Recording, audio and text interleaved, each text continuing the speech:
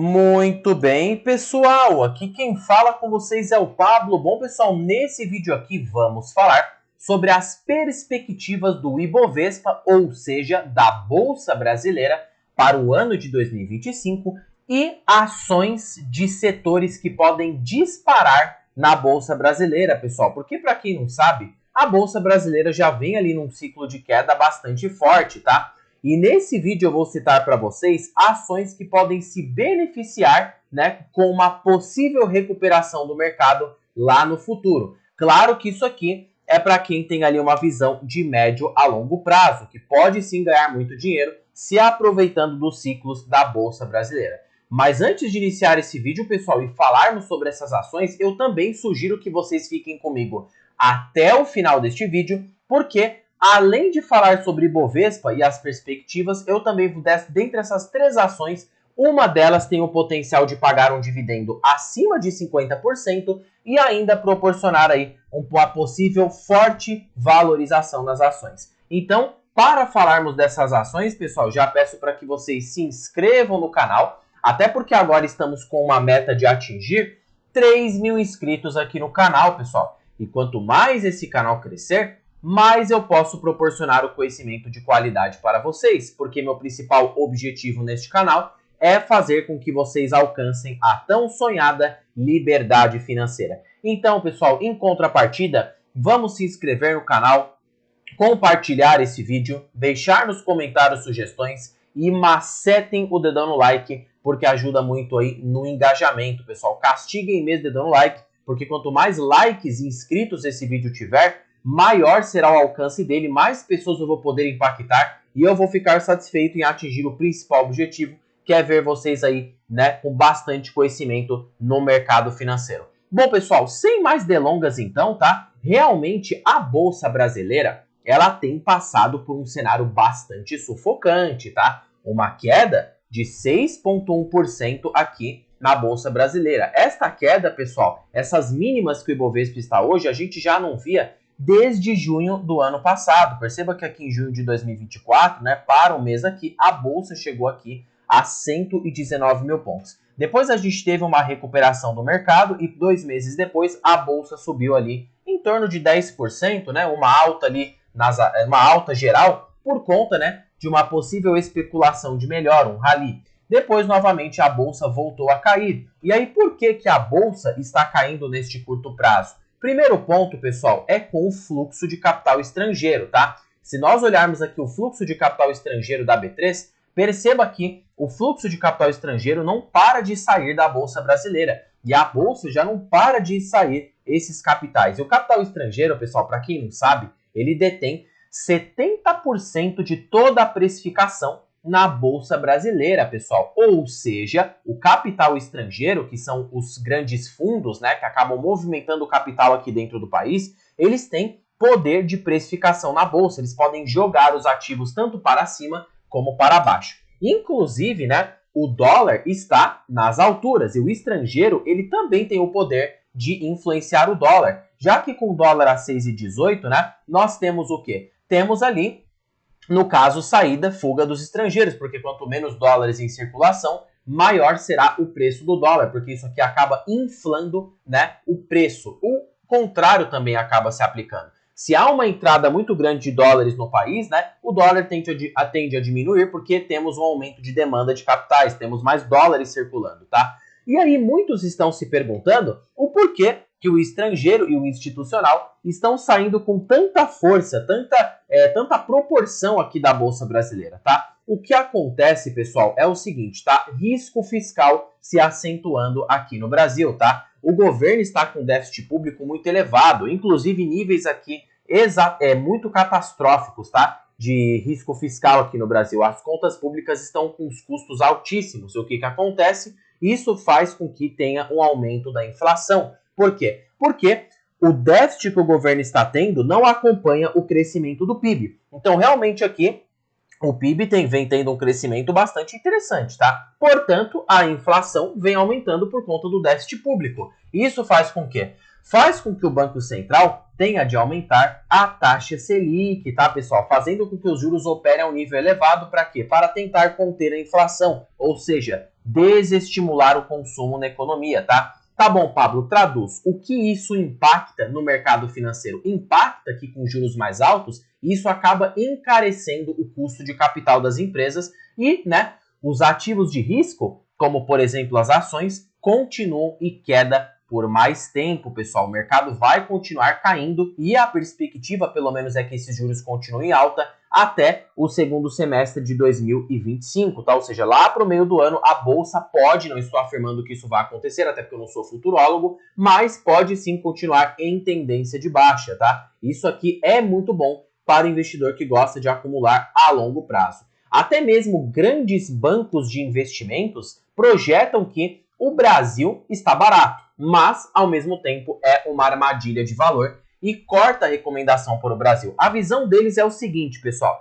que mesmo com o Ibovespa sendo negociado ali a 6 vezes preço sobre lucro, ou seja, estando barato como está hoje, eles enxergam que o Brasil é uma armadilha de valor. E a decepção em torno dos cortes de gastos do governo está se transformando em um ciclo negativo de taxa de juros e um real mais fraco. Ou seja, pessoal, né, os bancos de investimentos estão muito pessimistas com a Bolsa Brasileira, né? E se observarmos aqui, vários bancos falam a mesma coisa. Essa própria matéria aqui, né, da HSBC, fala que realmente o Brasil é uma armadilha de valor, tá? Mas, pessoal, eu tenho aqui os meus contras essas notícias, tá? O Brasil, em vários momentos, já passou por este mesmo cenário, inclusive cenários até piores, tá? Quando chegamos lá no ano de 1995, desde o Plano Real, o Brasil já passou por um cenário que chegou perto de uma dominância fiscal, uma hiperinflação. A taxa de juros naquela época, para vocês terem uma ideia, chegou a 20%, tá? E são nesses momentos de crise fiscal em que moram as grandes oportunidades, porque você não vai encontrar matérias de bancos de investimentos que eles também precisam de engajamento, tá, pessoal? As notícias precisam fomentar, né, a indústria. Então, eles vão instalar pânico em vocês. Não acredite em 100% do que vocês vê na internet, tá? E o que acontece, pessoal, é o seguinte, tá? Pânico se instalando. Mas quando a gente pega uma lupa de longo prazo, até mesmo o Ibovespa, que acaba sendo um índice ali um pouco falho, porque é muito manipulado por ações de commodities, né? Podemos perceber que o Ibovespa acabou em vários momentos superando o desempenho do S&P 500, que é o principal índice de ações da Bolsa Americana. Por quê? Porque geralmente, pessoal, em países emergentes, onde temos ali, né, países subdesenvolvidos, uma economia não tão próspera como a de países desenvolvidos, o que acontece é o seguinte, tá? É que em determinados momentos de um ciclo de alta, os emergentes eles tendem a performar melhor do que os países desenvolvidos. Por quê? Porque a bolsa fica tão depreciada, os ativos ficam tão baratos que realmente ali a precificação do mercado acaba sendo até alta. O mercado ele tende a exagerar tanto na queda quanto na alta. E olha aqui o momento de 2008, quando teve ali a crise do subprime, tá? Aqui parecia que a Bolsa Brasileira ia afundar para sempre, né? E a volatilidade, né, da Bolsa Brasileira tende a ser muito maior que da americana. Enquanto a americana caiu aqui 30%, a brasileira caiu o dobro. Portanto, quando há uma recuperação, perceba que a Bolsa Brasileira costuma subir 3 vezes mais do que a Bolsa Americana, porque a Bolsa Americana ela traz crescimentos mais lineares, né? E realmente ali em países emergentes, o retorno tende a ser proporcional com o seu risco. O cenário atual, por exemplo, né? Quando nós observamos aqui, perceba que a Bolsa Brasileira está em queda, né? E perceba que em anos aqui de alta da Bolsa Brasileira, ela acabou subindo 2 vezes mais do que a Bolsa Americana. Então, pessoal, realmente aqui, essa história de que o Brasil vai afundar já é velha, tá? Isso a gente já enfrenta ali desde a pandemia, desde o governo Dilma, tá? Em que ocorreu aqui a mesma coisa. Governo Dilma aqui falando que a bolsa ia desabar, as empresas iriam desaparecer. Brasil era uma cilada. Logo depois engatamos aqui um ciclo de alta muito forte. E quem estava posicionado em Bolsa Brasileira neste momento, claro, né? Não somente qualquer ativo da Bolsa Brasileira, mesmo que vários acabaram se valorizando. Acabou multiplicando o seu capital em muitas vezes, tá, pessoal? Inclusive teve retornos ali superiores a 1000% no período, tá? Então, realmente ali há momentos no caso de crise, de temor do mercado, e é justamente nesses momentos em que separa os mocinhos dos investidores reais, os sardinhas dos grandes investidores que ficam ali, né, firmes nas suas estratégias de investimento. E para você que acompanha o canal, você é considerado um grande investidor. Porque aqui eu ensino para o pessoal a ser firme, a ter pulso firme em investimento de longo prazo, tá? Não ficar aí manada vendendo em momentos em que você, na verdade, deveria estar se posicionando, tá? Voltando aqui para o gráfico, a conclusão, antes da gente partir para os setores e as ações que eu acredito que estão baratas, tá? Frente ao cenário atual, o que acontece é grandes oportunidades nunca vão aparecer quando tudo vai bem, pessoal. Esquece, tá? Quando tudo vai bem, já precificou, o mercado já está pagando mais caro. Então, assim, as grandes oportunidades vão aparecer nos momentos de dúvida. E é aí que vão testar o seu comportamento, tá? Isso acontece com qualquer ativo. O pessoal agora só fala de Bitcoin e dólar. Ah, vou dolarizar meu patrimônio, jogar na Bolsa Americana. Ah, vou investir no Bitcoin porque está subindo. O Bitcoin até 2 anos atrás estava no fundo histórico. Se a gente pegar aqui, não, só para vocês olharem a minha analogia, tá? De que quando acaba subindo, todo mundo quer. O Bitcoin, até pouco tempo atrás, estava nas mínimas, tá? Depois de uma grande queda aqui que o Bitcoin teve, estava nas mínimas, que ninguém queria Bitcoin. Aí, nessa época que o Bitcoin estava barato, todo mundo queria a Bolsa Brasileira, que estava nas alturas. Depois o Bitcoin subiu aqui uns 200%, agora todo mundo quer Bitcoin. Então, vocês têm que ter esse comportamento contra a manada, tá? Claro, no longo prazo, a gente não fica olhando para market time, que é ficar tentando pegar ali, né, os fundos e os topos. Mas a gente olha para esse comportamento de longo prazo, de você ter ali uma perspectiva, né, de médio a longo prazo para seus investimentos. E a Bolsa Brasileira, por mais que os bancos de investimento estão totalmente contrários, eu acredito que sim, está num momento extremamente barato. Não é à toa que 100% da minha carteira, posso parecer ali bem radicalista, mas 100% da minha carteira está em Bolsa Brasileira, pessoal. Hoje eu tenho ações ali do Banco do Brasil, da BR Partners, que acaba sendo uma small cap ali no setor, né? E Sanepar, que eu acabei me posicionando recentemente. E pretendo continuar aumentando posições conforme os preços forem aparecendo atrativos. Hoje, em termos de valorização, a minha carteira está no negativo, mas quando consideramos proventos, mesmo nesse mercado de baixa, eu ainda estou positivo, tá? E eu fico rezando para que eu fique sempre no negativo, porque eu posso comprar ativos baratos, né? Nunca, quando eu estiver positivo, vai estar tão barato. Geralmente, quando eu estiver positivo, já vai ter acontecido ali uma grande alta e eu não vou poder pegar os ativos tão baratos como estão hoje, tá? Neste patamar de preço. Agora, partindo então para as ações que eu acho que estão extremamente baratas, tá? A primeira ação dessa lista é as ações do Banco Paine, pessoal. O Banco Paine ele é pouco falado no mercado porque ele acaba sendo um banco microcap. Na verdade, um banco nanocap, né? Com um valor de mercado ali de R$1 bilhão.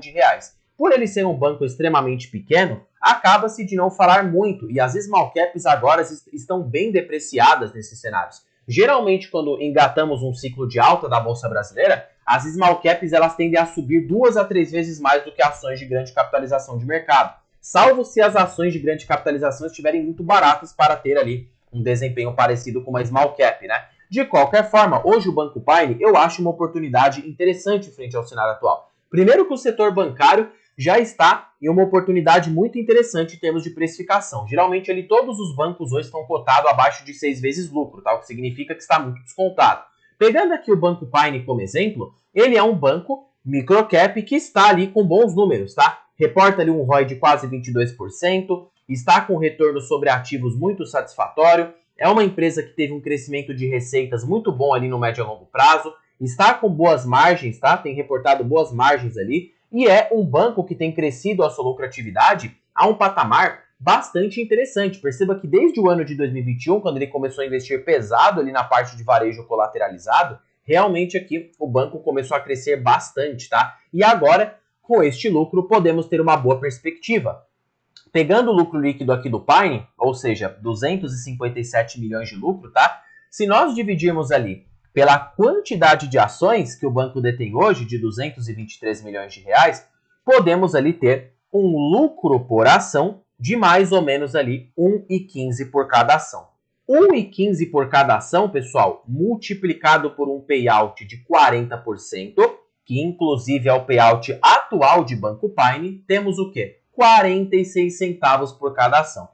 46 centavos por cada ação, na cotação ali que o Paine se encontra agora, de 4,34, temos o quê? Temos ali um dividend yield de 10,5% nas cotações atuais. Ou seja, é um banco que já tem proporcionado bons dividendos para os seus investidores, tá? E o banco também possui uma boa perspectiva de valorização.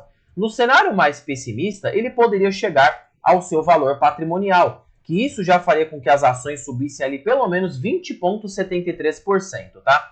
Colocando aqui a lógica do preço justo, que visa julgar ali qual é a precificação justa daquela empresa, 22,5 sobre o LPA, que a gente calculou aqui, multiplicado pelo VPA de 5,24, hoje a precificação justa fica ali em 11,64. Então, Banco Paine poderia se valorizar se engatasse ali um ciclo de alta e chegasse no seu preço justo de mais ou menos ali 168%, tá? O que é um potencial de alta bastante interessante frente à cotação atual. Aliado a um bom pagamento de proventos, isso gera ali um efeito composto bastante interessante no médio a longo prazo, tá? Então, o primeiro setor que eu acho aqui que está uma pechincha é o setor bancário, e eu diria que dentre os top setores aqui, eu acho ele o mais barato, tanto pela segurança que ele abrange, né? Periodicidade de pagamento de proventos e também por ser um setor que está extremamente descontado. O segundo setor que eu acho que está muito barato neste cenário atual é o setor de saneamento básico, tá? Hoje a Sanepar, eu acho que é uma das oportunidades bastante claras para quem visa ali, né? Tanto ganhos de capital como dividendos. Mas claro, lembrando que nada se trata de recomendação. Pegando aqui as ações da Sanepar como exemplo, pessoal, o que acontece é o seguinte, tá? Primeiro, já nos múltiplos atuais, ela está descontada. Se hoje ela fosse cotada ali pelo valor patrimonial dela, para uma empresa que tem um ROI saudável, uma dívida líquida controlada e um crescimento, foi uma empresa ali que gerou um valor muito bom para o acionista nos últimos 10 anos, tá? Basicamente, hoje, Sanepar, pegando ali, né, o valor patrimonial, R$ 6,99, que é o valor patrimonial por ação, dividido pela cotação de 5,3, que eu acho que ela está muito barata neste patamar de preço, só para a empresa chegar no valor patrimonial dela, ela precisaria subir quase 40%, tá? Ou seja, uma alta bem expressiva para que Sanepar chegasse ali no valor patrimonial dela. Então, já mostra que Sanepar se encontra muito descontada. Pegando aqui agora, pessoal, né, o preço justo da empresa de 22,5 vezes um LPA que fica em 1, multiplicado pelo valor patrimonial de 6,99, basicamente temos uma precificação justa de 12,54, que dividido ali pela cotação atual de 5,3, Sanepar teria de subir ali pelo menos 149% para chegar à sua precificação justa. E perceba que no momento de PL atual, o mercado já chegou a pagar um preço sobre lucro muito mais elevado em Sanepar, de 7 a 9 vezes, bem acima do cenário atual que ela está. Ou seja, ela está sim sendo negociada a um nível aqui bastante interessante, tá? E aí, pessoal, a lógica aqui com o Sanepar é a seguinte, na cotação atual, ela paga ali, não paga um provento tão alto, tá? Então ali para dividendos ali no curto prazo, você não vai ver um provento tão alto. Pegando ali pelo preço sobre lucro atual que a empresa está, que está em torno de 5,08, né? Multiplicado por um payout de 30%, chegamos num provento de 6%, que é justamente esse provento aqui que a gente tem em tela, né? Mas, né, a Sanepar possui um valor oculto, pessoal, um valor oculto muito satisfatório, tá? Ela tem para receber 3,9 bilhões da União Federal. Ela pode converter este pagamento em dividendos aos acionistas. Se ela pagar esse valor totalmente na forma de proventos, ela pode pagar um provento de 50,5% numa tacada só. E mesmo que ela não pague este valor em dividendos, ela integraria este valor ao patrimônio líquido, o que deixaria a ação ainda mais barata com o novo patrimônio líquido dela, subtraído ali pela quantidade de ações, teremos um novo VPA de 9,57. 9,57, subtraído pela cotação atual aqui de Sanepar, ela teria de se valorizar pelo menos ali 90% para chegar no seu novo preço sobre valor patrimonial. Então, pessoal, realmente aqui é uma baita oportunidade, principalmente visando aqui essa indenização. O mercado não tem precificado o precatório aqui de Sanepar. Eu acho que dentro do setor de saneamento, ela é a mais barata no momento, tá? Já teve momentos ali que a Copasa, né, que é um outro par aqui setorial, veio a ficar mais barata. Mas no momento atual, eu enxergo que Sanepar tem mais potencial, principalmente visando essa indenização aqui da empresa. Então, outro setor barato, setor de saneamento. Agora, para você que ficou comigo até o final deste vídeo, eu quero te parabenizar, porque essa daqui é a ação mais barata da lista, pessoal. Petrobras. Caramba, Pablo, Petrobras, não esperava por essa. Sim, o setor de commodities aqui no Brasil, por mais que ele seja cíclico, ele está muito descontado. A Petrobras foi uma empresa, né, que acabou se reajustando muito bem. Entregou um bom valor ao acionista nos últimos 10 anos, a empresa voltou a ter margens satisfatórias, a empresa está com uma dívida líquida controlada, ou seja, não está mais naquela dívida lá do governo, né, Dilma, que a empresa chegou a ficar com uma dívida negativa, ou seja, a empresa voltou a operar num nível bastante confortável. Tem ali um lucro, né, de crescimento de 68% ao ano, então, claro que isso aqui não tem de lógico a se persistir, né, foi apenas por um curto período, mas, né, podemos considerar que Petrobras acabou arrumando a casa. Voltou a ser uma empresa ali, aparentemente, tá? Pelo menos o que aparenta no momento atual, de boa qualidade. Claro que é uma empresa que fica sujeita ao preço do petróleo. E para isso, eu utilizo um site chamado Trading Economics, tá? É um site que vocês podem olhar o preço das commodities. Por exemplo, pegando aqui o Brent, tá? Que é o preço do petróleo cru, ou seja, o preço ali do petróleo. Consequentemente, a Petrobras teve essa queda de resultados porque as commodities no geral têm caído. Mas, a Petrobras é uma empresa que tem um custo de extração extremamente baixo, tá? O custo de extração ali da empresa fica em torno de $40. Então, para a Petrobras começar a ter prejuízo em sua operação, o minério de ferro o preço do petróleo, estou confundindo aqui com a Vale, o preço do petróleo precisaria cair pelo menos ali uns 30% para a empresa começar a ter prejuízo, tá? Isso mostra para nós que ela tem ali uma fatia de mercado bastante elevada na parte de produção, né, de petróleo. Agora, o interessante da Petrobras, pessoal, é que ela veio a ficar muito barata. Primeiro, por dois aspectos, tá? Dois aspectos interessantes. O primeiro aspecto, mesmo se a empresa mantiver o petróleo aqui de lado ou até subindo por um curto período, a empresa está numa relação de EV sobre EBITDA muito descontada. E para empresas que têm dívida, a gente utiliza a análise de EV sobre EBITDA. Pegando ali, né, o valor da empresa. Pablo, o que é o valor de empresa? Nada mais é do que o valor de firma, tá? O que é o valor de firma? O valor de mercado somado à dívida líquida da empresa. Peguem o valor de firma da empresa e dividam pelo EBITDA operacional, que fica ali em torno de 224 bilhões por ano, tá? Basicamente, hoje a Petrobras está a 3,33 vezes EBITDA. A média da empresa é ser cotada a 5,8 vezes EBITDA. Logo, com o EBITDA operacional multiplicado, né, por 5,8 vezes, era para a Petrobras ter ali um valor de firma de 1,2 trilhões de reais. Menos a dívida líquida da empresa, tá? Isso nos dá um valor de mercado de 1,5 trilhões, fazendo com que a Petrobras pudesse dobrar na cotação. Pega ali o valor de mercado da empresa, subtrai por 13 bilhões, temos uma cotação de R$ 81, que dividido na cotação atual de 36, Petrobras teria um potencial de valorização de 125%, mais um provento elevado. Pablo, como assim provento elevado? É isso mesmo que vocês ouviram. Ela projeta um EBITDA operacional até o ano de 2029 de 300 bilhões e ela pretende pagar isso 100% na forma de proventos. Já esse não é o EBITDA dela que ela gera, é um EBITDA que ela tem ali de uma reserva de capital e que ela projeta ali para os próximos anos ter um EBITDA incremental deste tamanho, tá?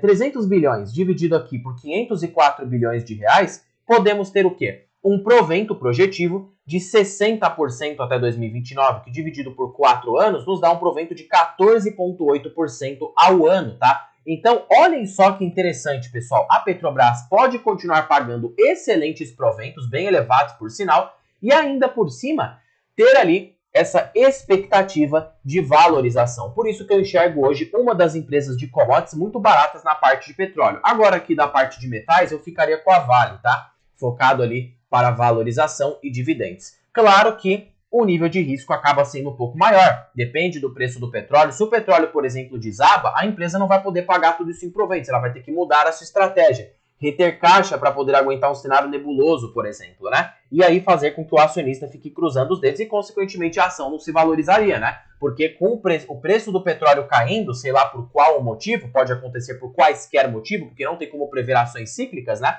Basicamente, faria com que o preço das ações também caísse. Então, Petrobras fica ali um pouco incerto, há uma porcentagem de risco maior, mas, né, parece ser ali uma premissa, no caso, uma projeção bastante interessante e conservadora para a Petrobras. Bom, pessoal, espero que vocês tenham gostado desse vídeo. Não se esqueçam de se inscreverem no canal, compartilharem esse vídeo, deixarem nos comentários sugestões e macetem o dedão no like, porque ajuda muito no engajamento. Castiguem mesmo o dedão no like, pessoal, porque quanto mais esse vídeo tiver engajamento, mais eu consigo proporcionar e perceber que vocês estão tendo ali um conteúdo de qualidade, tá? Pessoal, terminando o vídeo por aqui, fique com Deus, até o próximo vídeo e fui!